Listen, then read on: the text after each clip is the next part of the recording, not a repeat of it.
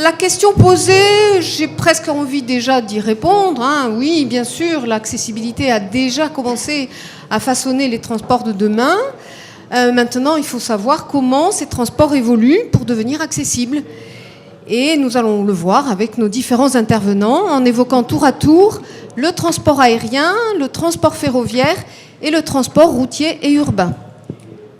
Mais nous ne sommes pas là pour entendre une approche seulement technique. Il sera question aussi des usagers, car la loi de 2005, elle a été faite pour eux. On va parler aussi d'urbanisme, car il n'y a pas de développement urbain aujourd'hui sans la dimension transport, et les pôles d'échange en sont un exemple. On va parler d'investissement, car l'accessibilité dans les transports a un coût, notamment pour mon voisin de RFF. On va parler des services d'accompagnement humain et on va parler aussi des innovations technologiques et des progrès qui restent encore à faire. Et puis, je voudrais rappeler qu'il faut toujours se placer dans la chaîne du déplacement et je voulais vous raconter une petite anecdote rapidement. Voilà, j'ai une voisine à Paris qui a 89 ans, atteinte de Parkinson. Elle marche très lentement. Elle marche, mais très, très lentement. Donc, elle décide d'aller passer les vacances de Noël à Brest. Et donc, son fils réserve le service d'assistance. Et elle arrive à l'aéroport en taxi. À l'arrivée du taxi, on lui apporte un fauteuil roulant, une couverture. Elle est très, très bien accueillie, parfaitement. Elle monte dans l'avion. Tout est parfait, mais vraiment, elle est heureuse. Bon, elle arrive à Brest. Il n'y a pas de passerelle. Bon, alors elle descend tant bien que mal. Bon. Et de nouveau, le fauteuil roulant jusqu'à la sortie de l'aéroport, pas mal du tout. Au retour, il y a une passerelle à Brest cette fois-ci. Donc super. Elle débarque à Paris. Magnifique. Elle prend le taxi. Tout se passe parfaitement. Elle arrive devant l'immeuble, elle entre dans le hall et là, l'ascenseur est en panne. Voilà. Alors elle l'a bien pris. Elle est plutôt de caractère joyeux. Mais enfin, elle arrive à marcher. Voilà. Donc ceci, c'était pour vous amener à rappeler que l'accessibilité, ce n'est pas seulement pour les personnes porteuses d'un handicap permanent, mais c'est aussi une amélioration du confort et de la qualité d'usage pour tous, c'est-à-dire que nous soyons valides ou pas, avec une grosse valise, avec des skis, avec un enfant qu'on tient par la main, etc. Voilà. Alors maintenant, je vais vous présenter nos 4 intervenants. Nous avons jusqu'à 13h. Cela nous laisse 1h05.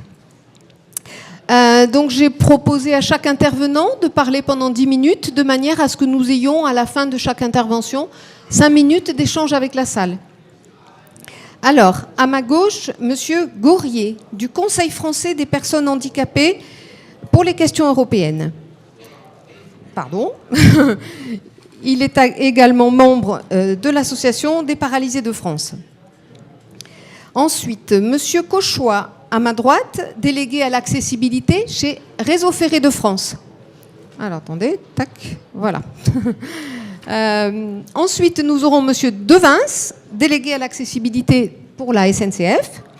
Et enfin, nous terminerons avec Madame Dejam, chargée de mission accessibilité au CERTU. Voilà. Je voulais quand même au passage me présenter. Donc je suis architecte et je travaille chez CETEC Organisation où j'ai développé l'expertise accessibilité. Donc j'ai travaillé sur des diagnostics accessibilité de grands ERP comme le château de Versailles et le musée du Louvre. Et puis j'ai travaillé aussi sur les transports avec des schémas directeurs d'accessibilité du réseau TER. Et puis, plus récemment, je suis en charge de mandats de maîtrise d'ouvrage délégué pour le compte de RFF avec des opérations de mise en accessibilité de gare. Donc, c'est un panel très large et je trouve ça tout à fait passionnant, tout en continuant à penser que la concertation avec les personnes handicapées est absolument indispensable à chaque stade de ces opérations. Alors, Monsieur Gaurier, la parole est à vous. Merci, Madame, et merci à vous tous d'être ici et merci pour cette invitation. J'allais commencer par un très vif remerciement parce qu'avec mon appareillage, j'ai 87% de surdité. J'ai vu qu'il y avait une boucle magnétique. J'en ai bénéficié 5 minutes, mais elle n'existe plus. Elle ne marche plus. Bon, alors on verra plus tard. Pour l'instant, comme c'est moi qui m'entends personnellement, c'est pas trop grave. Mais je voulais vous remercier d'avoir eu ce souci, parce que quand on parle de l'accessibilité, on parle de tous les handicaps, notamment de ceux qui ne se voient pas, et qu'on est en permanence dans l'obligation de justifier, en se justifiant, et à chaque fois peut-être en s'excusant même d'être né pour gêner les autres. Permettez-moi d'en commencer par là, parce qu'au fond, les quelques éléments d'information que je voudrais vous apporter, avant même de parler du transport aérien, c'est de dire qu'il y avait peut-être un hier et il y a peut-être un aujourd'hui lorsque on se situe avant ou après la ratification par la France de la Convention internationale des Nations Unies relative aux droits des personnes handicapées. Parce que cette convention, comme peut-être ne l'a pas encore fait tout à fait la loi du 11 février 2005, a changé totalement la vision que l'on peut avoir des diverses situations de handicap et que l'on peut avoir surtout de la cité accueillante à tous.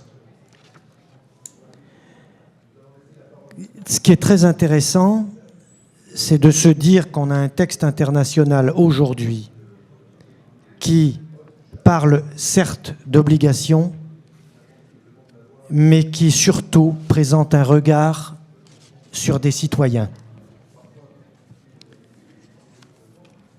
Il y a un article qui est propre, non pas au transport comme tel, parce que ce n'est pas l'objet d'une convention de l'ONU de s'occuper du train ou de l'avion. Mais c'est par contre de rappeler des fondamentaux. Et les fondamentaux, il y a un article 20 qui est « Les États parties prennent les mesures efficaces pour assurer la mobilité personnelle des personnes handicapées ». Elle ne dit pas d'où à où, elle dit la mobilité personnelle, point. À chacun de prendre sa part dans ce regard. Et je dirais, quand je saluais tout à l'heure celles et ceux qui ont eu le souci de mettre une boucle magnétique, on est dans une ère ici publique qui aurait pu concevoir, comme ça se fait en Suède, d'avoir des boucles magnétiques partout où est accueilli du public. Du public, point. Mais il y a quand même eu des installateurs d'un congrès qui, eux, ont porté ce souci. C'est pour ça que je voulais les féliciter. Si j'en viens au transport aérien, j'ai une occasion qui vient de passer, qui m'est donnée, et qui est à la fois une occasion de regret et en même temps de nous féliciter. Elle est de regret parce que on est toujours embêté quand il faut judiciariser la vie. Quand pour se battre, il faut aller devant les tribunaux. On peut dire qu'on est au regret quand il faut aller devant les tribunaux. On y va un peu à contre-cœur. Mais on va y aller quand même. On va y aller quand même parce qu'il y a un regard qui est à défendre. Et on se félicitera parce que le début janvier dernier, au tribunal de Bobigny, la compagnie EasyJet, je la cite, elle est dans l'obligation de le publier dans Le Monde. Alors, je ne suis pas le premier à la citer. La compagnie EasyJet a été condamnée par le tribunal de Bobigny, ainsi que sa compagnie de sous-traitance, à une très forte amende, au motif de discrimination.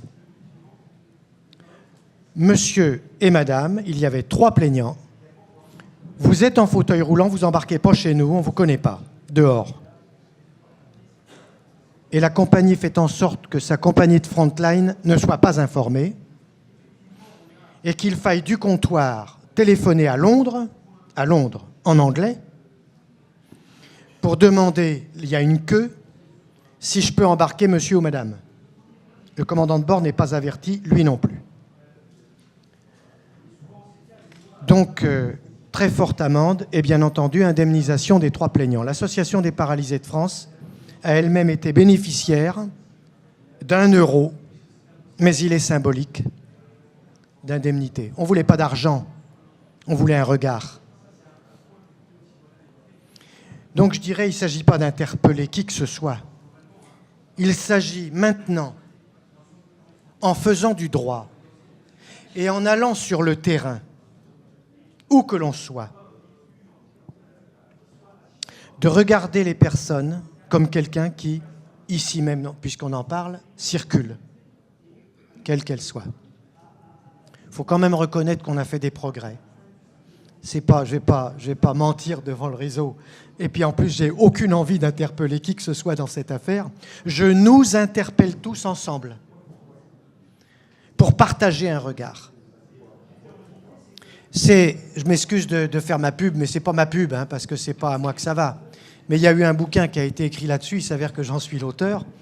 Mais au fond, ici, ce que je trouve bien dans cette enceinte, là, dans cette exposition Urbaccess, c'est qu'il y a quelque part un esprit et une convivialité où on sent qu'il y a du regard qui se partage. Et ça m'intéresse. Ça nous intéresse.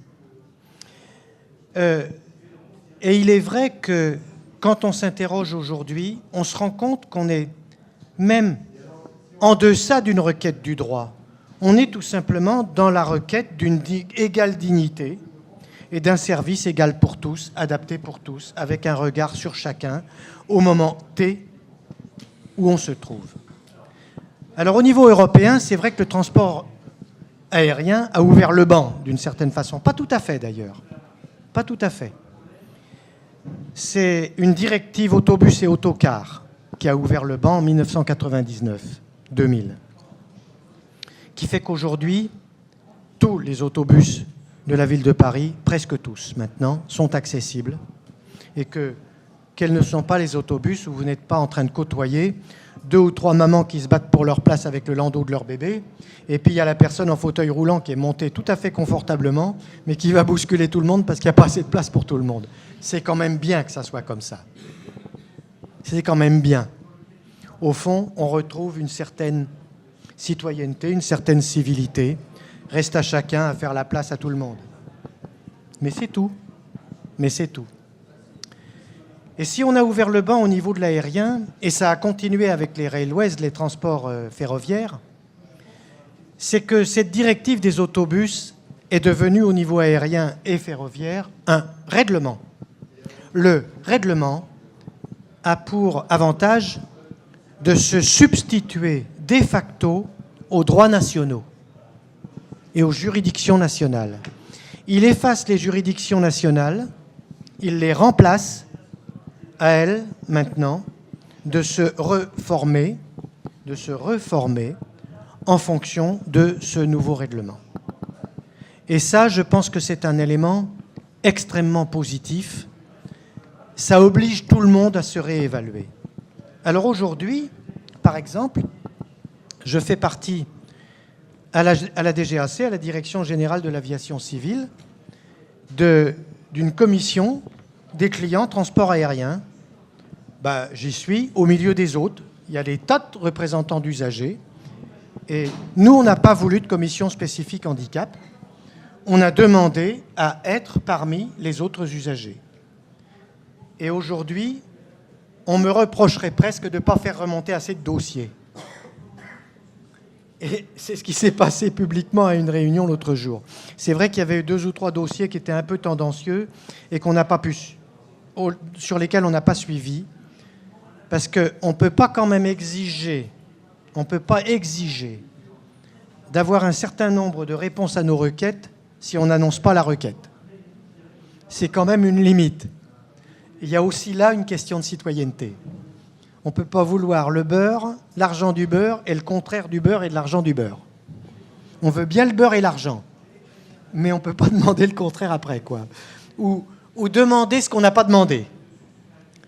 Et si vous voulez, c'est là que je dis aussi que nos associations, elles sont obligées de se réinterroger quand les prestataires nous demandent d'être présents à des réunions et qu'on n'y est pas. Ça existe quelquefois qu'on n'y aille pas. Et je dirais, au niveau du transport aérien, on est loin de compte. La preuve, on a été devant les tribunaux. Qu'est-ce qu'on a attaqué dans cette affaire? Un système économique. Vous savez pourquoi on n'embarque pas? Parce qu'il n'y a pas de personnel à bord. Alors tout ce qui pose problème dehors. Excusez-moi d'être aussi vulgaire, mais c'est quand même comme ça que ça se passe. Parce qu'il s'avère quand même que globalement, les compagnies nationales, il peut y avoir des incidents. Mais globalement, avant de rejeter quelqu'un d'un vol, elles vont quand même s'interroger. Et il est vrai qu'il y a des critères qui doivent être réévalués au niveau des réglementations internationales, notamment cette fameuse Convention de Montréal, qui décrit des critères de sécurité. Et si j'en parle, c'est parce que tous les transporteurs s'interrogent sur la sécurité de leurs passagers. Tous les transporteurs. Et qu'aujourd'hui, parler de sécurité, on est dans le sécuritaire, on le sait bien, on est dans une génération sécuritaire, et on peut faire parler la sécurité tant qu'on voudra. Au nom de la sécurité aussi, on fait n'importe quoi. On peut faire n'importe quoi. Et c'est ça que nous avons plaidé devant le tribunal de Bobigny. C'est ça qui a été plaidé par le parquet devant le juge. Et c'est ça que le juge a jugé. Et là, c'est sans ambiguïté. On espère bien tirer de cette affaire une jurisprudence. Au motif d'un droit européen, d'ailleurs. Et c'est ça qui est très intéressant, c'est que c'est le droit européen qui a été pris comme norme, je dirais. Et c'est juste, puisque le droit européen s'impose. Et c'est d'avoir fait dire au droit le contraire du droit. Et d'avoir fait dire, finalement, c'est parce que je vous vois handicapé que vous n'allez pas embarquer. Il s'avère que 8 jours avant, je partais pour une mission à Alger et que j'ai embarqué sur Air Algérie. Il y avait 6 personnes en fauteuil roulant, âgées, du fait de leur âge, qui ont été remarquablement traitées par le personnel de la compagnie et de l'aéroport, je le dis. Elles étaient beaucoup plus handicapées que 80% des personnes handicapées qui voyagent par avion. Je dis 80%, pas 100%. Il y a des personnes gravement tétraplégiques qui peuvent avoir des vraies difficultés quand elles sont à bord d'un avion qui n'est jamais tout à fait un voyage banal. Mais ces personnes-là étaient plus handicapées. Or, elles sont âgées. Il n'y a pas de vision du handicap sur elles, donc elles vont être acceptées à bord. Qu'est-ce que c'est que ce regard? Qu'est-ce que c'est que ce regard qui catégorise? C'est là que revient l'interrogation. Et je dirais, j'en terminerai par là, je ne serai pas plus long, que si on a aujourd'hui des règlements européens, si on a aujourd'hui une convention internationale des Nations Unies au regard des droits des personnes handicapées, si on a aujourd'hui un règlement européen à la rédaction duquel j'ai personnellement pris part au niveau de Bruxelles, c'est parce que nous avons eu des gens qui ont dit on va faire parler les ayants droit, c'est quand même le meilleur moyen de ne pas se planter. Et il est vrai que les Nations Unies, c'est la première fois qu'on a eu une convention internationale qui a été faite dans un laps de temps aussi court. Mais l'ambassadeur de Nouvelle-Zélande, qui a dirigé cette opération, a dit « Je veux les personnes handicapées ici à l'ONU ». Je peux vous dire qu'on a fait du 24-24 pendant 6 ans. Mais ça n'a duré que 6 ans. Ce qui est peu de choses pour un traité international. Et on n'a pas commencé par dire « Ah mais oui, mais ils vont venir comment à l'ONU ?» On ne s'est même pas posé la question parce que l'ONU est accessible. Partout. Et j'en terminerai par cette image. J'étais l'année dernière à Munich à une grosse manifestation sur les transports aériens. Et il y avait là quelqu'un qui, à partir de l'aérien, a parlé justement de l'interopérabilité. Il s'avère que la ville de Séoul a revu toutes ces interopérabilités transport. Et ils ont montré leur projet de mise en accessibilité de tous les transports urbains et périurbains. Je n'ai pas vu le logo handicap. J'ai donc posé la question sans être dupe. Et j'ai dit, where is the sign disabled people? Et ils m'ont répondu, sir, there's no use. On n'en a pas besoin. Ah bon? Ben non. Nous, on a fait de la conception universelle. C'est comment faire en sorte que tout le monde circule bien dans notre ville. Point d'interrogation, c'est mon point final.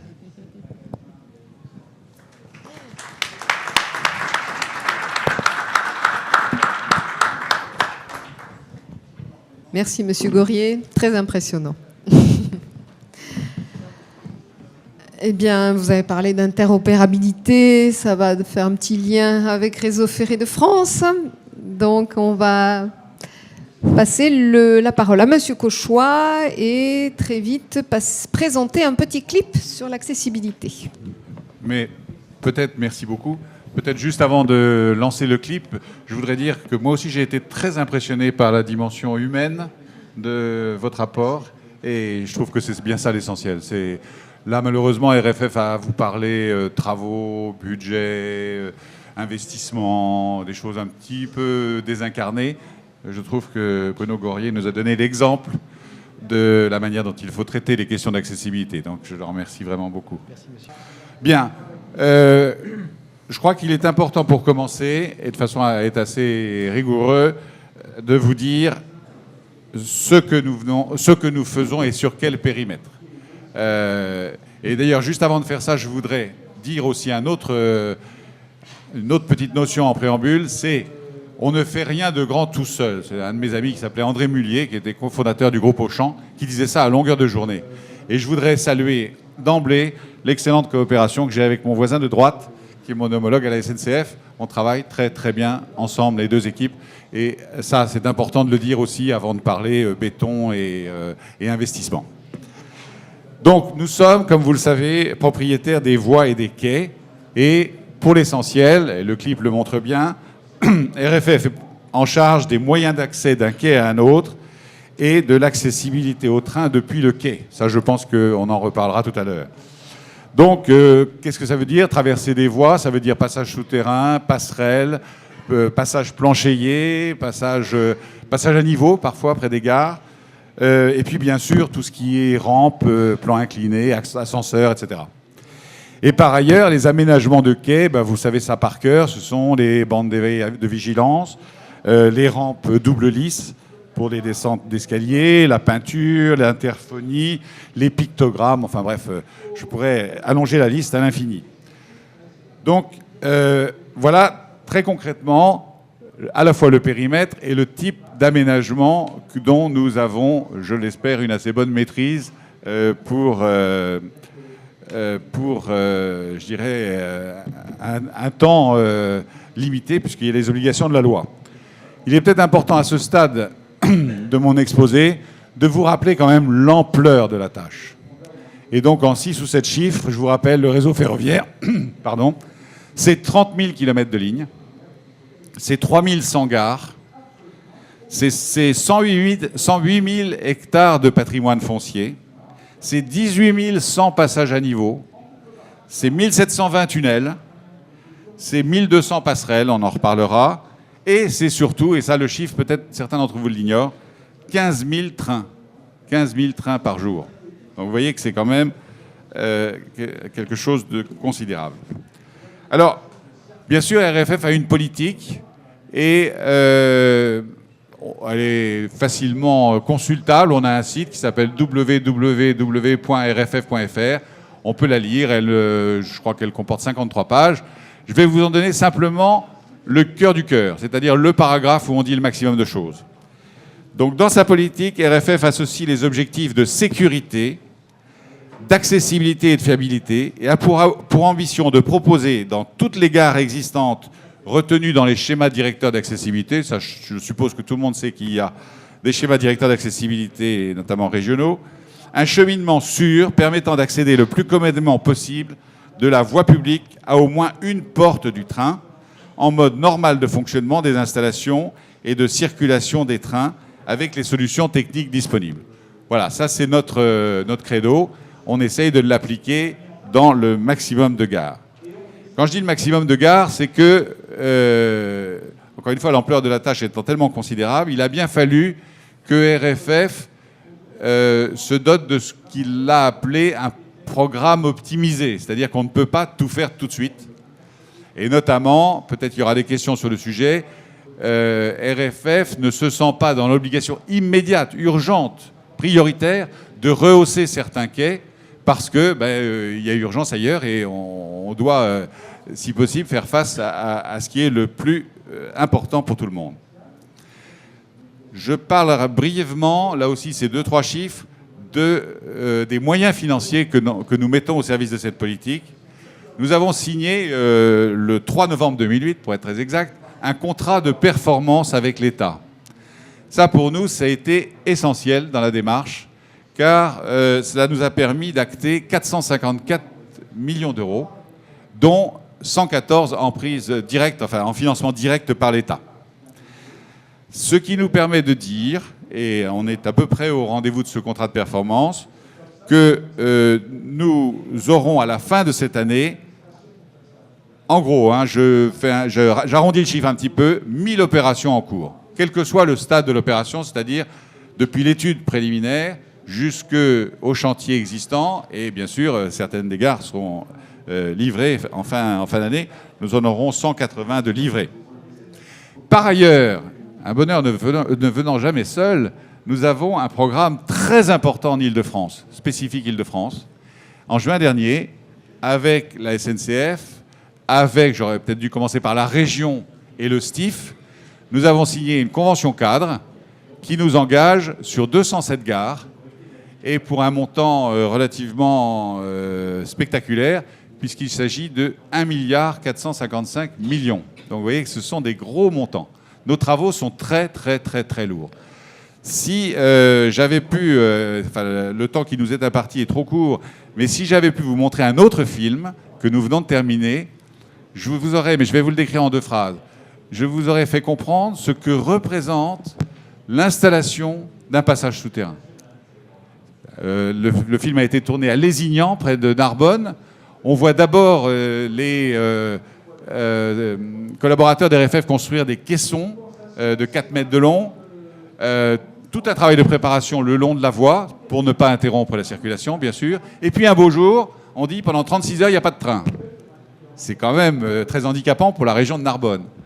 Et là, des pelleteuses s'affairent dès la première minute, creusent une fosse pour placer les caissons, on fait l'étanchéité rapidement, on fait le gros œuvre, on remet les choses comme elles étaient, on remet les voies, et comme par bonheur, la circulation reprend exactement 36 heures après le démarrage de la pose d'un passage souterrain. Donc vous voyez, ce sont des investissements très lourds. Ce que je viens de vous décrire là, c'est 1 million d'euros. Voilà. Donc, je vais vous donner cet exemple concret parce qu'on ne se rend pas compte à chaque fois de l'effort financier. Alors, bien sûr, souvent cofinancé, c'est-à-dire que RFF prend en général 25% de l'investissement et on trouve des partenaires pour le reste du financement. Mais vous voyez que ce sont des décisions lourdes. Un ascenseur, on a une certaine préférence pour les rampes, je vous rassure tout de suite, mais, parce que les rampes n'ont pas d'entretien. Mais un ascenseur, ça dépend des configurations, mais c'est parfois 600 000 euros. Didier me confirme le chiffre. Donc voilà, c'est juste pour que vous ayez conscience que ces travaux sont excessivement onéreux et que donc on ne peut pas tout faire tout de suite. Pour terminer, je ne sais pas où j'en suis du temps, donc vous me dites si j'ai été trop long, mais... Oula. Bon. Je voudrais dire que nous nous organisons de mieux en mieux avec la SNCF au fil du temps, et avec Gares & Connexions également, dont tu parleras sans doute, Didier, et nous essayons de coordonner la programmation. Donc nous avons des calendriers, des échéanciers. Et le but de la manœuvre, c'est quand même de livrer une gare à la fois le bâtiment voyageur et les installations dont je viens de vous parler en même temps. C'est pas toujours parfait, hein. Il y a des lieux où on a quand même quelques exceptions et quelques tirages parce que, encore une fois, notre partie à nous est assez complexe et assez lourde. Voilà. Alors, je pourrais rentrer dans d'autres détails s'il y a des questions, mais ce que je veux simplement vous dire, c'est que au-delà de tous les chiffres que je vous ai donnés, au-delà de la description de l'importance des chantiers, nous, vraiment, notre objectif, très sincèrement, c'est de donner l'accès au réseau ferré à tous. On prend toutes les formes de handicap en compte. Je vois ici la Fédération des aveugles de France. On a des réunions régulières avec elle. Et je peux vous assurer que c'est notre préoccupation, c'est de dire, voilà, du point de vue de RFF, une gare est accessible dès lors que vraiment tous les handicaps sont pris en compte. Je vais peut-être arrêter là pour laisser de la place à des questions plus tard et passer la parole aussi à mon voisin, je ne sais pas. Bonjour, donc je suis Didier Devins, délégué accessibilité de la SNCF. Comme l'a dit Denis, on travaille en bonne intelligence. Bon, je pense qu'on peut le dire. Et de toute manière, si on n'en avait pas la volonté, on y est obligé par la continuité de la question qui se pose pour nos clients handicapés. C'est-à-dire qu'à aucun moment, la personne qui chemine dans nos périmètres respectifs ne sait clairement si elle est sur le domaine de Réseau Ferré de France ou le domaine de la SNCF. Donc ne serait-ce que pour ça, il était évident qu'on devait s'organiser dès le départ sur cette question. La deuxième raison, c'est que la SNCF est le gestionnaire de l'infrastructure par délégation de Réseau Ferré de France. Et aussi, c'est une excellente raison pour être en parfaite harmonie, de manière à éviter le plus possible d'aller-retour et de prise de décision au plus haut niveau. Bien, donc pour ce qui nous concerne, la politique accessibilité de la SNCF, bon, elle est assez ancienne, ça fait longtemps quand même qu'on se préoccupe d'accès pour les PMR et les personnes handicapées dans les trains, mais il faut bien reconnaître qu'il y a eu effectivement un coup de booster avec la loi de février 2005 qui nous a donné l'obligation de concevoir, en tant que gestionnaire de gares, qui sont donc des établissements qui reçoivent du public, et aussi en tant que gestionnaire des services de transport, un schéma directeur d'accessibilité. Et donc c'est en février 2008 qu'on a publié ce schéma. Dès le départ, ce schéma, on l'a voulu cohérent avec Réseau Ferré de France. Et je crois qu'on y a réussi, puisque dans ce schéma qui a été approuvé par l'État français, il est dit que les travaux doivent avancer en cohérence. En fait, l'objectif pour la Commission européenne, c'est que l'ensemble des systèmes ferroviaires convergent vers une interopérabilité. C'est un grand mot, ça veut dire quoi? Ça veut dire tout simplement qu'un voyageur qui commence son trajet en Suisse ou en Allemagne doit pouvoir le terminer en France ou en Espagne. C'est-à-dire pouvoir accéder à la gare, pouvoir accéder au train, descendre du train, sortir de la gare dans quelques pays que ce soit. Donc c'est l'objectif et c'est pour ça qu'il y a des normes, hein. C'est l'unique objectif. Il y a également un texte assez fondateur pour notre politique, qui est le règlement européen sur les droits et obligations des voyageurs ferroviaires, qui a pris effet en fin 2009 et qui nous dit en gros que si on ne peut pas assurer l'accessibilité dans les trains et dans les gares par des moyens techniques, par des aménagements, eh bien il faut l'assurer par du service. Voilà, ce qui est de bon sens, qui a le mérite d'être dit. Donc aux opérateurs, aux gestionnaires de gares et d'infrastructures, de savoir comment ils veulent assurer l'accessibilité. De toute manière, il doit y avoir un résultat. Alors, en termes de politique d'accessibilité, bon, je voudrais insister sur quelques points, notamment sur le travail de collaboration avec les associations représentatives de personnes handicapées, qu'on a réunies à notre initiative et avec leur accord évidemment au sein d'un conseil consultatif. C'est-à-dire qu'à tout moment, par des réunions de travail, on partage avec les associations représentatives les plus importantes et souvent des fédérations nos propositions en matière d'aménagement, d'accessibilité ou de service. Donc ça passe à la fois par du matériel roulant, c'est-à-dire des trains, mais aussi dans les gares et également dans les services d'accompagnement. Bon, la tâche est importante. Hein. Denis a rappelé l'ampleur du champ, sans vous abreuver de chiffres non plus. On peut rappeler qu'il y a plusieurs milliers de gares et de points d'arrêt en France, au moins 1500 gares au sens strict, et des milliers de trains qui circulent tous les jours, des milliers de rames de trains, TER, en Île-de-France, des centaines de rames TGV, et que le travail est extrêmement vaste. En matière de contexte historique, pour illustrer un peu les propos qui ont été dits par Denis Cauchois, voilà, là j'ai une photo qui est peut-être un peu plus précise que le film qu'on a vu. On voit bien que historiquement, en France et en Europe, le chemin de fer s'est bâti sur plusieurs modèles de hauteur, de quais et de trains. En Europe, il y a au moins une dizaine de normes différentes. En France, il y en a 4 ou 5 hauteurs principales de quais. Donc ça a une extrême importance pour l'accès au train, vous le comprenez, et toutes les personnes en fauteuil roulant l'ont bien expérimenté. Donc effectivement, lorsqu'on parle de normalisation à terme, il faut travailler avec ces données-là. Et comme on l'a dit, le rehaussement d'un quai, c'est une opération qui est très coûteuse et qui ne peut pas se faire à n'importe quel moment. Donc il faut aussi qu'on travaille sur les accès au matériel roulant au train. Donc je passe sur le nombre de gares, c'est inutile de rappeler ça. Donc notre schéma directeur d'accessibilité, donc celui qu'on a publié en février 2008, qui a été approuvé par le gouvernement, il parle de tout ça. Il essaye de mettre en forme les avancées en matière d'accessibilité en croisant les travaux des gares, les travaux des trains et les travaux menés en concertation avec les conseils régionaux. Donc Sylvie a rappelé tout à l'heure qu'elle avait travaillé pour un conseil régional, pour 2 conseils régionaux dans le cadre de leur schéma directeur d'accessibilité qui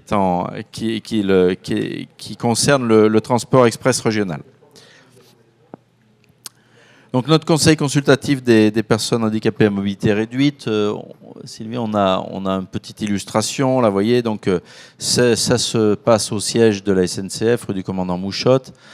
C'est présidé par soit le président de la SNCF, soit un directeur général, de manière à donner une certaine solennité à nos travaux. Et on y tient beaucoup. Enfin, je pense que les associations qui y participent, les fédérations, pourront dire qu'il y a quand même des avancées extrêmement importantes qui ont été obtenues par cette collaboration.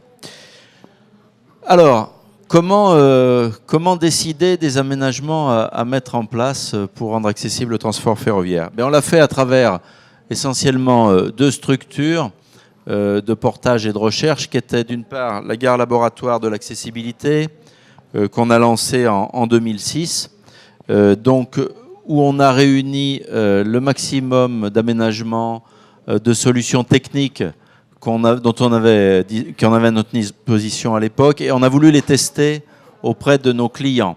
Et on a voulu une enquête, un test qui soit incontestable. Donc on a confié à la Sofres le soin de tester les avis des personnes handicapées confrontées à ces aménagements, qui les essayaient pour nous, de recueillir leur avis, de le mettre en forme, et de pouvoir ensuite en tirer un plan d'action. On a voulu être absolument incontestable là-dedans, sachant que ce qu'on fait, nous, SNCF, a toujours une portée nationale, et qu'il ne s'agissait pas qu'on nous reproche d'avoir fait des choses avec des associations peu représentatives ou avec un échantillon de personnes pas suffisant. Donc on l'a fait scientifiquement. On a interrogé près de 1000 personnes.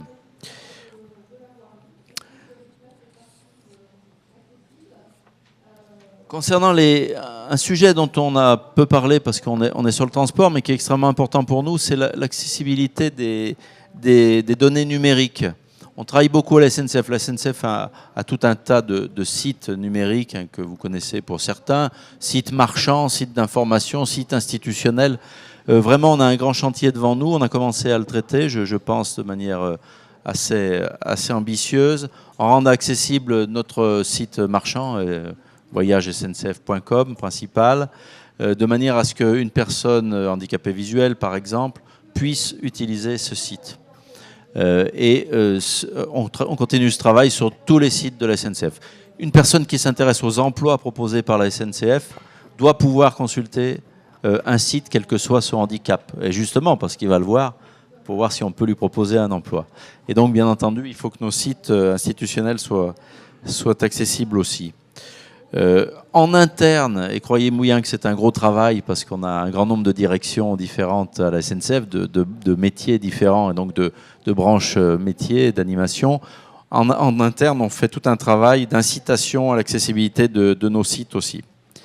Alors, sur les trains, un sujet important, puisque bon, on a pas mal parlé des gares et des quais, mais pour les trains, eh bien, on a voulu, en 2009, réaliser une opération similaire à celle qu'on avait réalisée pour les gares, en créant un train laboratoire de l'accessibilité, avec toujours le même principe, une enquête indépendante menée par la Sofres sur les aménagements qu'on proposait et sur l'adhésion de nos clients par rapport à ces aménagements.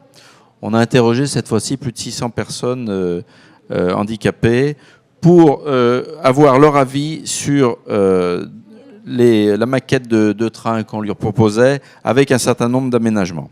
Donc on peut faire un petit zoom peut-être sur les équipements qu'on propose et qui sont issus de ces travaux. Dans nos gares, vous voyez qu'on essaye de repérer les portes et les accès principaux par des balises sonores. Et même dans le cas d'espaces complexes, on a développé ce qu'on appelle une flèche sonore, c'est-à-dire que la possibilité pour une personne de déclencher les balises sonores alternativement de manière à pouvoir se repérer dans l'espace.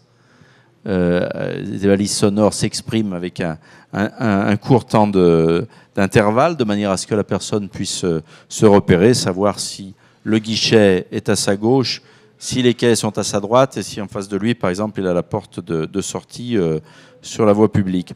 Les bandes de guidage, bon là, j'y reviens pas spécialement. Tiens, je m'aperçois qu'il y a une inversion là. Ouais, il y a une inversion dans le sous-titre de la photo entre les bandes de guidage et les boucles magnétiques.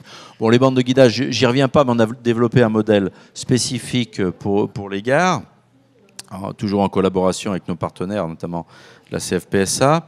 Les boucles magnétiques, eh bien, on dote progressivement tous nos guichets et tous nos espaces commerciaux de boucles magnétiques pour les malentendants. Pour les malvoyants et pour les personnes de petite taille, on a beaucoup travaillé sur les rampes, sur les rampes et les lisses. Notamment, vous voyez là sur cette photo qu'on dote nos rampes d'une double lisse pour respecter les normes d'accessibilité pour les personnes de petite taille, mais aussi pour les personnes qui sont un peu grandes et qui auraient mal au dos et qui ne peuvent pas se courber pour attraper une rampe trop basse. Donc on a mis en place ce concept de double lisse avec un repérage en braille et en relief. Les guichets adaptés, bien entendu, c'est très important puisque nos clients doivent pouvoir accéder à nos guichets.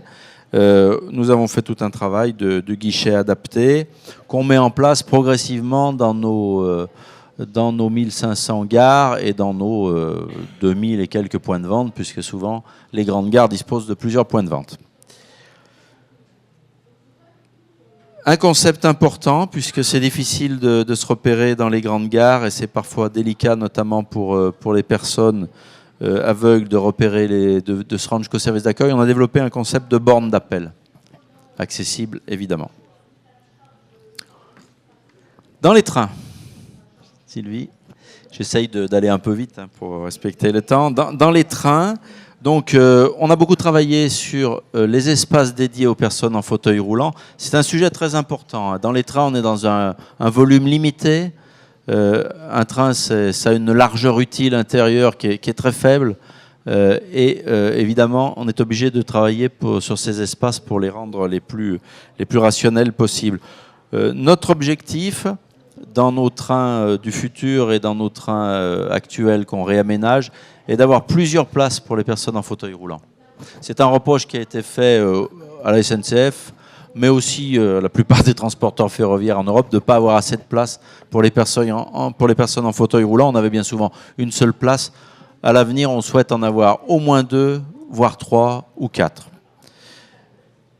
Système d'information voyageurs, bien entendu, là aussi rien de très exceptionnel. On commence à rencontrer ces systèmes d'information visuels, notamment dans la plupart des modules de transport, que ce soit les autobus, les tramways, les trains express régionaux, les trains de grande ligne. Mais on y travaille beaucoup, l'objectif étant à tout moment qu'une personne malentendante puisse avoir une traduction de l'information qui est donnée par le chef de bord ou par le conducteur, et à contrario également qu'une personne aveugle ne soit pas à l'avenir privée d'annonces sonores. Donc il ne s'agit pas de remplacer un système d'information par un autre, il faut concilier les deux.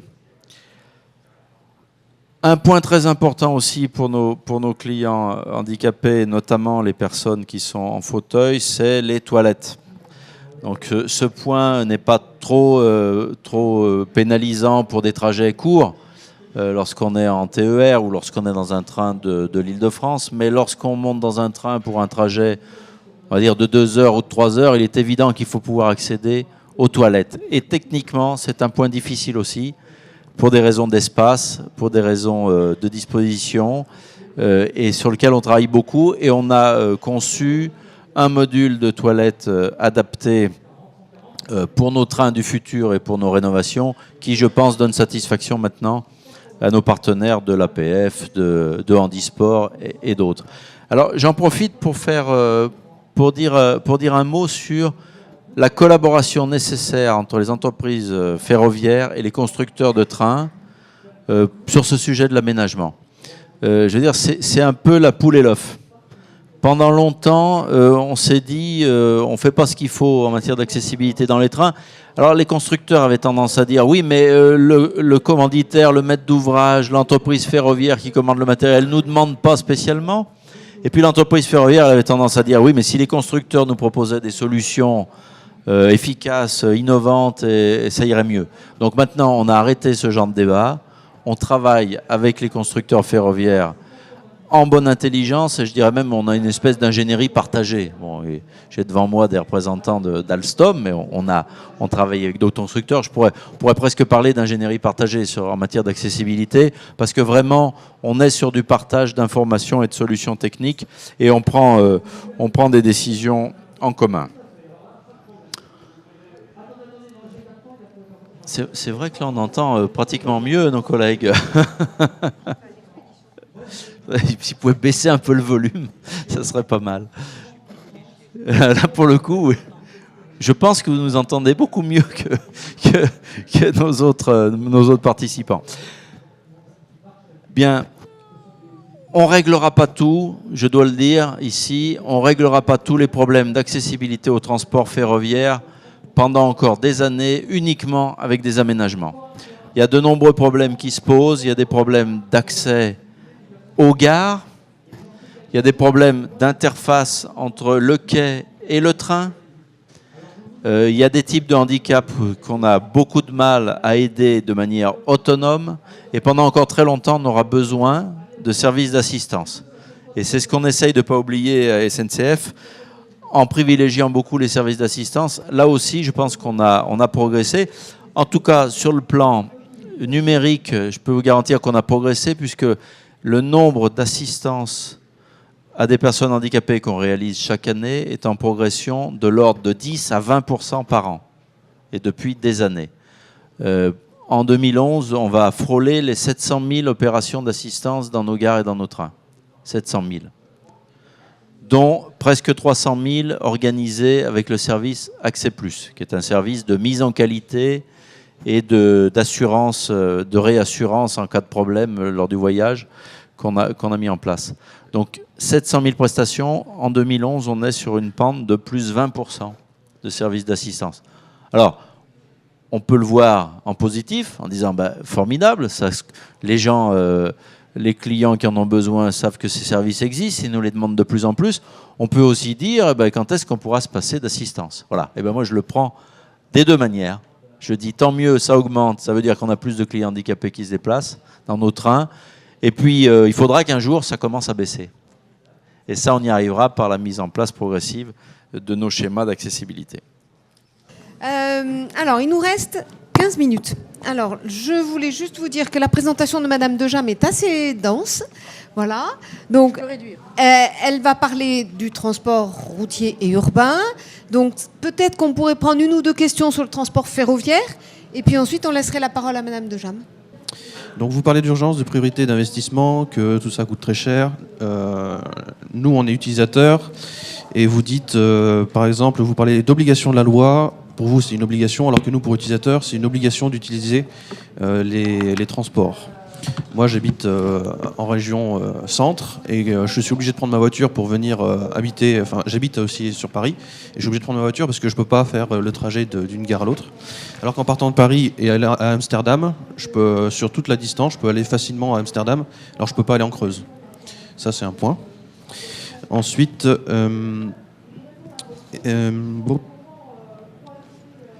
vous parlez beaucoup du service. Mais si tous les moyens techniques étaient vraiment mis en place comme le sont à Amsterdam, on n'a pas besoin de demander à quelqu'un de nous aider.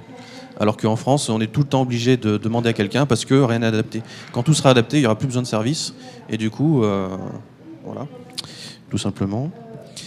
Vous parlez des guichets adaptés. Les guichets adaptés, c'est bien de mettre juste une petite tablette pour qu'on puisse poser notre sac à main ou un truc comme ça. Mais si on mettait directement les guichets à hauteur de personne pour qu'on puisse voir la personne à qui on parle en face, ça serait déjà beaucoup mieux. Donc guichet adapté, oui, mais pas trop. Et ensuite, vous parliez de la responsabilité entre la SNCF, la RATP, le STIF, RFF, Alstom, tout le monde s'en renvoie la balle. Ça serait bien que dans l'avenir, tous ces acteurs se mettent vraiment en concertation les uns avec les autres pour que tout avance beaucoup plus vite et de façon plus responsable, tout simplement. On prend une deuxième question, monsieur ?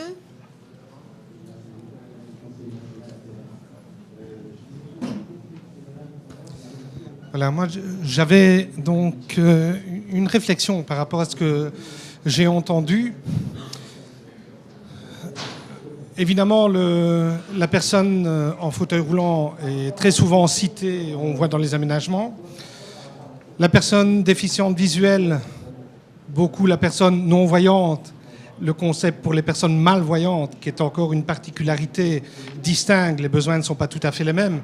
Et donc, je dirais là, on est en parcimonie. Par contre, je n'ai que très peu entendu parler de la population sourde, de la population malentendante. Oui, bien sûr, on a les boucles d'induction, mais voilà, c'est aussi, ça fait partie de l'accessibilité. Et alors, pas du tout de la personne déficiente intellectuelle, qui a une déficience mentale, qui a des difficultés à comprendre l'information. J'entendais que vous parliez du site de la SNCF, des sites qui allaient être faits, la notion du facile à lire, facile à comprendre, l'accès à l'information. Mais il faut quand même savoir que 10% de la population est analphabète, et donc que ça peut servir à bien d'autres personnes au niveau de l'accès en termes de signalétique.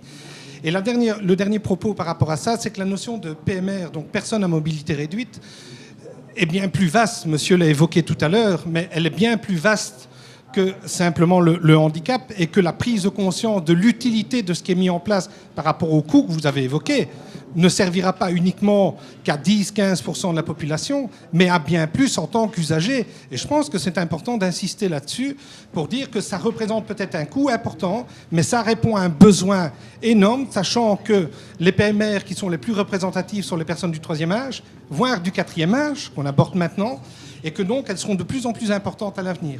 Donc voilà, c'était en partie mes réflexions. Très bien. Donc moi, je vous propose qu'on ne réponde qu'à ces deux questions, parce qu'on n'arrivera pas sinon à laisser parler Madame Dejam, c'est important. Et ensuite, le reste des questions, je vous propose de les garder pour après. Voilà.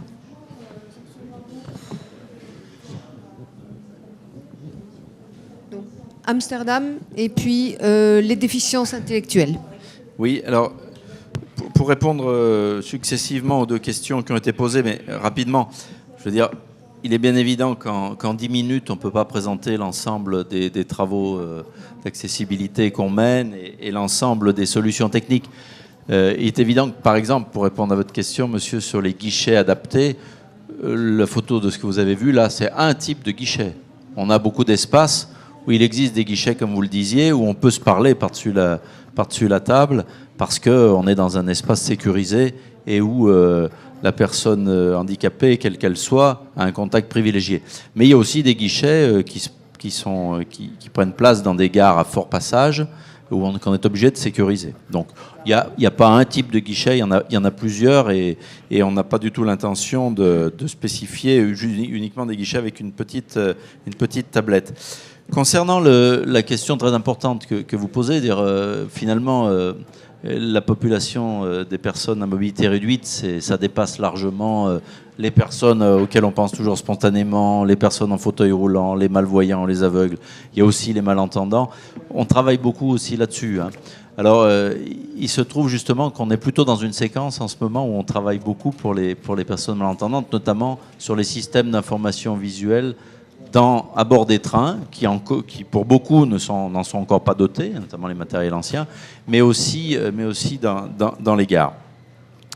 Et alors justement, pour les personnes malentendantes, bien entendu, on travaille beaucoup sur l'accessibilité des sites numériques, parce qu'on a bien remarqué quand même qu'elles avaient tendance à beaucoup l'utiliser.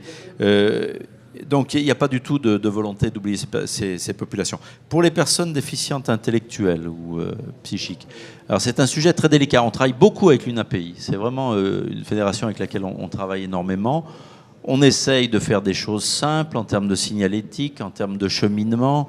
On essaye de développer un service d'assistance qui soit particulier pour ces personnes. Il faut bien reconnaître que c'est le sujet qu'on a le plus de mal à appréhender. Et je dirais que les solutions, elles sont données à personne, hein. Il n'y a pas de catalogue. On vous dit, bon, quand on travaille avec les associations, on voit bien que c'est un travail bilatéral et un travail de balle de tennis. Il faut se renvoyer. On se fait réagir mutuellement sur des projets, sur des idées qu'on a. Et donc, on continuera à le faire. Effectivement, il y a une question spécifique des personnes déficientes intellectuelles pour utiliser en autonomie les transports en sécurité. Hein, parce que là, je ne me réfugie pas derrière la sécurité, mais en milieu ferroviaire, on est quand même dans un milieu qui est un peu dangereux et pour lequel on fait très attention. Monsieur Gori a une petite phrase à ajouter. Oui, en fait, je voudrais rajouter une phrase et qui concerne les deux questions. On ne peut pas être amené à penser que mécaniser et prévoir tout matériellement élimine l'humanité. Et il serait aussi impressionnant d'imaginer qu'un jour, on puisse arriver dans un quelconque espace où il n'y a plus d'humains. Donc pour moi, il y a aussi à réfléchir en permanence ce que j'appellerais une espèce d'articulation entre l'aménagement et la sollicitude. Et quand je dis la sollicitude, c'est parce qu'actuellement, dans le monde de la santé, on a éliminé la sollicitude quand on va à l'hôpital. Eh bien, regardez ce qu'est en train de devenir l'hôpital pour certaines personnes handicapées, et vous verrez ce que ça devient. On protocolise, mais il n'y a plus d'hommes. C'est bien les protocoles, je suis le premier à les promouvoir, j'y vais et je milite pour. Mais quand le protocole a éliminé l'humain, c'est épouvantable. Il n'y a plus d'humanité.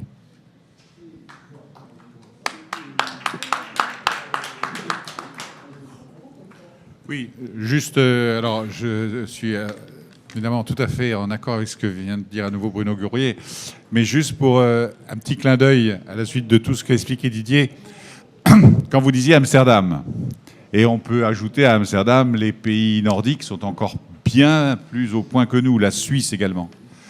Je voulais juste, en un clin d'œil, vous dire la situation que l'on a à gérer, et le fait que la loi de 2005 soit quand même récente, la situation qu'on a à gérer, elle remonte cette année, ça tombe pile poil, à 175 ans. Il y a 175 ans, c'est le 175e anniversaire du train, du chemin de fer. Donc, quand Didier vous expliquait les quais à 92, à 55, à 20, à 0, à moins quelque chose, non, je veux dire, je traite avec humour une situation dramatique, mais on hérite d'un réseau qui s'est construit au fil des ans et les difficultés viennent de ce parcours relativement erratique de l'histoire du chemin de fer. Voilà. C'est pour plaider non coupable, si je puis dire, mais on essaye d'y remédier rapidement. Voilà, merci. Très bien. Alors maintenant, on va passer la parole à Marie-Vonne Dejam du CERTU. D'accord, mais je vous demanderai de passer mes diapositives, peut-être, non ? D'accord, ok. Alors, je zapperai pour ne pas être trop longue dans ma présentation. Et comme le colloque était un peu voué à la conception universelle, j'ai eu l'idée de ressortir une vieille étude. J'ai rejoint l'équipe du professeur Miner et de l'INRETS en 85-86, qui venait de faire une expérimentation sur les 500 personnes de plus de 6 ans du village, ou de la ville de Saint-Cyr-sur-le-Rhône.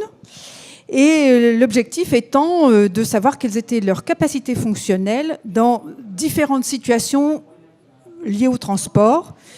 Et donc, nous avons encore, l'INRETS ou l'IFSTAR maintenant, a encore la base de données qui peut être quand même utile à des concepteurs qui veulent faire de la conception universelle. Et donc, j'en ai extrait 2 résultats particulièrement illustratifs.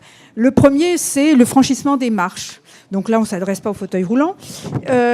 Donc, il y avait l'exercice monter ou descendre 3 marches avec ou sans barre montoir. Et les marches faisaient 15, 20, 25, 30, 35 cm. Le résultat est ici, sur l'illustration. Au moins 50% de la population, tous d'âge confondus, a des difficultés à descendre 3 marches, même avec un appui. Donc, tous âges confondus. 35 cm, c'est la marche qui reste entre l'entrée du bus, même à plancher bas, si le bus ne vient pas accoster près du trottoir suffisamment. Et c'est l'illustration que vous avez à côté avec un magnifique véhicule carbone, etc., des années 95, 92, 95, Allemagne. Donc vous voyez, la conception universelle, on a des données.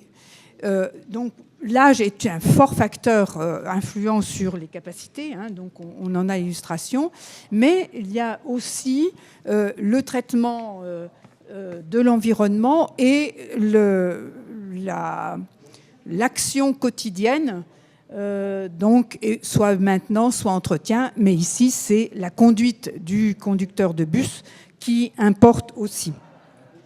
Autre exemple suivant, c'est le temps pour introduire un ticket dans une fente. Là, on était en laboratoire, ça ne bougeait pas. En fonction de l'âge, là encore. La courbe avec les temps les plus longs jusqu'à 12 secondes, c'est les personnes âgées de plus de 65 ans. Les jeunes de 6 à 14 ans, on met aussi un peu plus de temps. Et les 2 autres courbes tout à fait à gauche sont pour les adultes valides, n'importe qui. Donc vous voyez, là aussi, valider son ticket, ce n'est pas facile. Il y avait une autre enquête à Lyon où les personnes âgées s'abonnaient au réseau de transport comme si elles faisaient un voyage quotidien, tout ça parce qu'elles n'arrivaient pas à composter leurs billets dans le valideur. Donc maintenant, les passes sans contact, nouvelles technologies vont aider un peu les choses, mais attention à la conception du matériel. Alors je devais parler un peu des transports routiers, en particulier du transport interurbain. Là encore, je voudrais insister, on sait que la conception à plancher bas favorise l'accès à tous, en particulier pour le handicap moteur. Par contre, il faut aussi, comme le premier exemple le montrait, qu'il y ait concordance ou compatibilité entre le matériel roulant et l'infrastructure. On en a un petit peu parlé à propos des trains d'ailleurs. Et le problème est exactement le même. Ici, vous avez l'illustration de modification d'un point d'arrêt pour un autocar équipé d'un élévateur, Conseil général du Bas-Rhin. Je passe sur les équipements de fauteuils pour l'accessibilité des fauteuils roulants. Je passe là. Et je voudrais dire que l'organisation des transports va permettre aussi... Passe suivante, oui, encore... de traiter un peu plus correctement ou avec des moyens adaptés la mise en accessibilité des réseaux de transport interurbains. On en a quelques exemples en Maine-et-Loire, Loire-Atlantique, Loiret, où le transport régulier, sur les lignes fortes régulières, est fait avec du matériel accessible, standard. Et par contre, on organise du transport à la demande, TAD, de façon à faire soit du rabattement, soit du transport dans un petit secteur, en utilisant des minibus qui permettent de transporter un fauteuil roulant, tous les aménagements qui conviennent et qui permettent là aussi éventuellement un détour en porte-à-porte pour permettre d'éviter l'aménagement coûteux des cheminements accessibles entre le point d'arrêt et le domicile.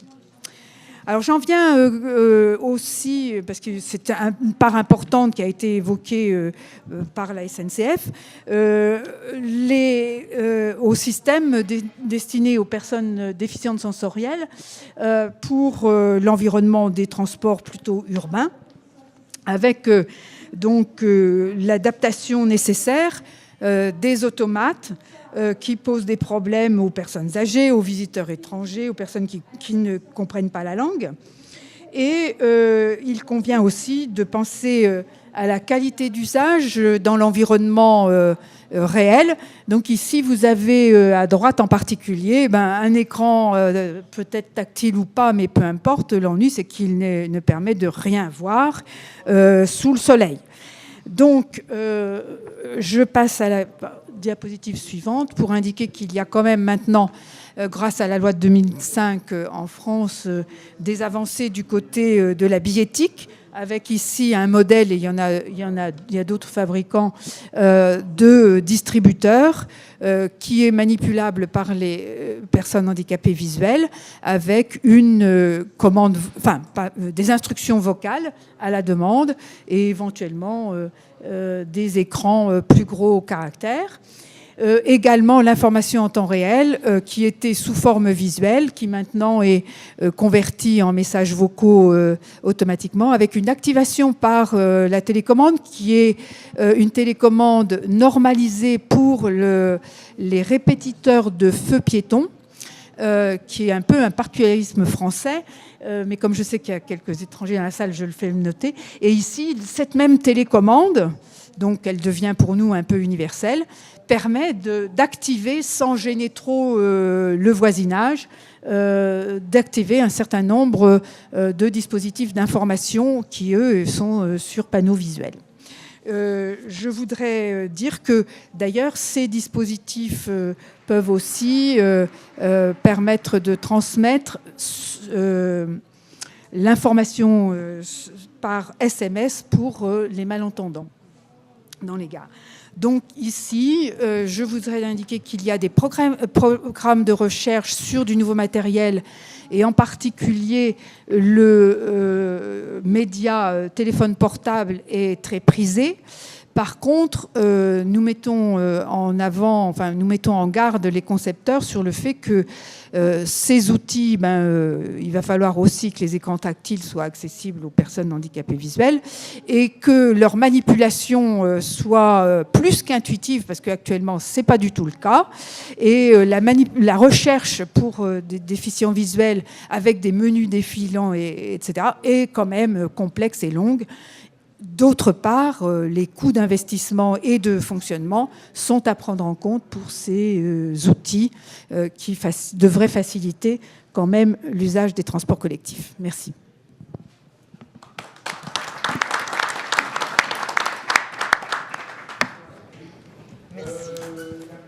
Merci. Alors, des questions ? Bonjour. Voilà, moi je voudrais parler d'une problématique que je rencontre souvent sur une ligne SNCF.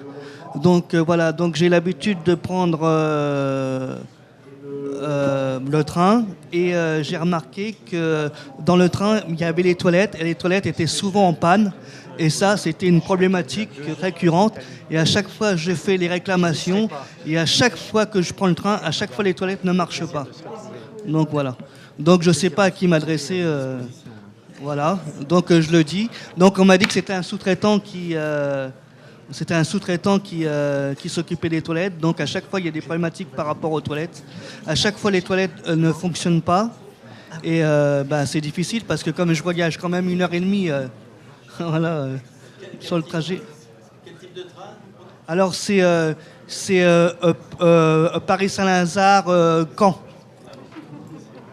Voilà, exactement. Et j'avais aussi un autre problème, c'est que j'ai remarqué que dans les wagons qui sont normalement accessibles, quand il y a beaucoup de monde, les gens ne se poussent pas et nous les laissent pas la place. Donc ils nous prennent la place. Alors, ce qui fait qu'on est obligé de voyager dans le couloir. Et ça, je trouve ça inadmissible, quoi. Voilà.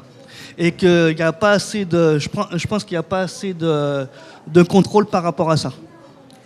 Merci. Une deuxième question, peut-être?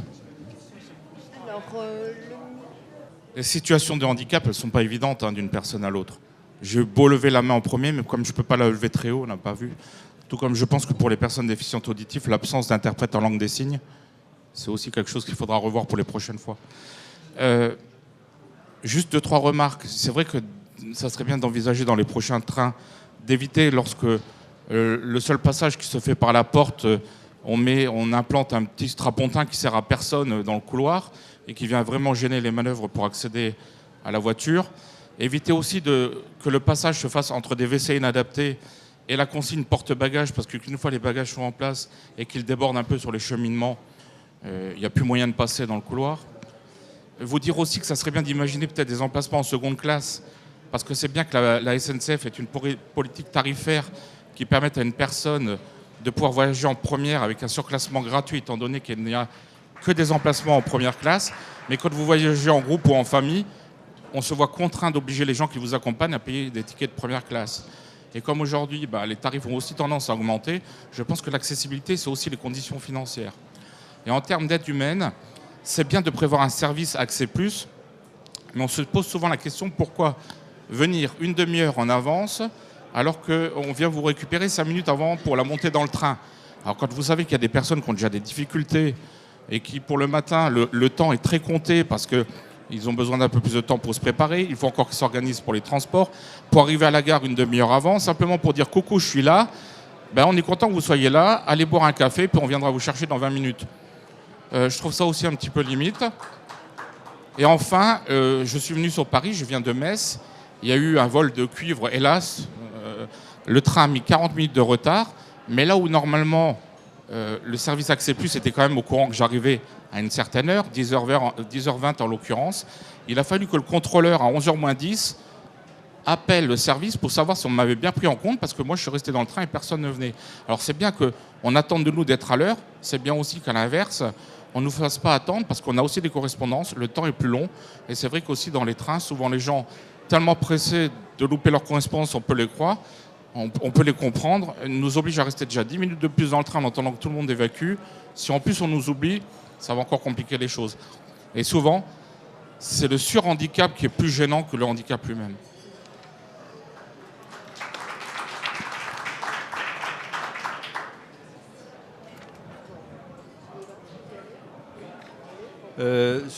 Sur la question épineuse, ardue des toilettes en panne, effectivement, il est parti le monsieur qui a posé la question? Du coup, il est parti. Bon. Bon. Donc effectivement, j'y réponds quand même. C'est vrai que les toilettes de train sont souvent en panne. C'est une maintenance qui est délicate. Et moi, je ne me réfugierai pas derrière des entreprises sous-traitantes. Évidemment, si le plein d'eau n'a pas été fait, c'est un problème. Mais souvent, on a des problèmes techniques. Donc c'est un sujet qui est très embêtant pour tout le monde. Et on le conçoit beaucoup plus pour les personnes qui n'ont qu'une toilette à disposition, parce que c'est une toilette adaptée aux personnes en fauteuil roulant. Donc on en est bien conscient et on y travaille. Sur la question de l'accueil une demi-heure à l'avance. Bon, effectivement, vous n'êtes pas le premier, pensez bien à nous faire cette remarque. Alors, jusqu'à présent, on n'a pas trouvé la possibilité de réduire ce délai. Il n'est pas toujours utile. Mais parfois il est indispensable. Donc, dans les gares de départ, en principe, on met les trains à quai environ 20 minutes avant le départ du train, un quart d'heure. Et bien souvent, on a besoin absolument de ce quart d'heure pour installer la personne. Et donc, on demande un petit délai supplémentaire pour être sûr qu'on puisse accompagner la personne jusqu'au pied de la voiture durant ce délai. Parfois, si vous êtes dans une période qui n'est pas trop chargée, il se peut que 10 minutes suffisent. Hein. Mais je veux dire, on préfère être certain d'assurer un service sans faille à ce niveau-là, parce qu'il faudrait quand même... je veux dire, on ne peut pas se permettre de promettre un embarquement à une personne et de ne pas le réaliser parce que le service serait débordé ou parce que le train ne serait pas en place sur le quai prévu. Bon, sur les espaces, l'accessibilité des espaces, le fait de pouvoir circuler, ça fait vraiment partie des travaux qu'on mène dans les réaménagements de trains et avec les constructeurs pour les trains nouveaux. Et bon, ici, on n'a pas le temps, mais on pourrait vous présenter des photos de trains qui vont circuler bientôt, où on a beaucoup travaillé sur les espaces et je pense qu'on s'est notablement amélioré. Croyez bien que c'est vraiment une préoccupation. Plus personne aujourd'hui, en matière de train, n'ignore ces questions et n'ignore les exigences d'accessibilité. Hein. Vraiment du travail. Après, je répète qu'on est dans des espaces restreints et qu'on ne peut pas faire éventuellement autant que ce qu'on voudrait. Voilà, on nous fait signe d'arrêter là, donc je suis vraiment désolée. Les conversations personnelles pourront se poursuivre, les intervenants, vous pouvez les bloquer à la sortie. Et je vous remercie beaucoup pour votre attention.